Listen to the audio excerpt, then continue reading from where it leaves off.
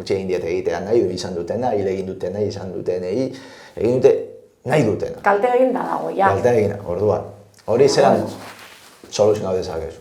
Azkenean, nahi duguna da pizkatxo bat, hori ikustaraztia, ez? Hemen zeinek esku hartu leiken.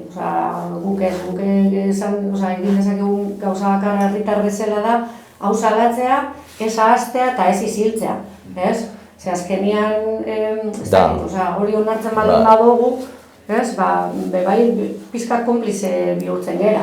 Ez dakit jendeak pentsatzen daren hori ezin dugula ezer lortu, ez dakit desanimo hortatik handatorren.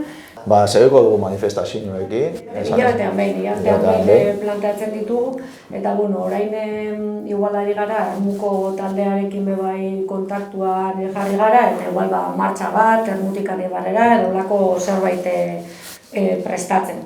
Eta 25-erako ere bai, ekitaldi politiko bat, edo ez bakarrik manifestazioak, baizik eta beste ekitaldi mota batzuk ere bai, eta igual bai, beste kolektibo batzukin harremanetan jartzea igual da gure ideia.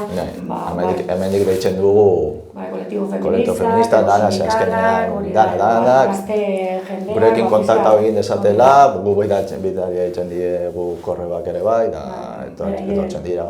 Berein militantziak ere bai mobilizatzeko. Etorri dezatela, da zeske hau ezin dugu onartu, hau ezin da...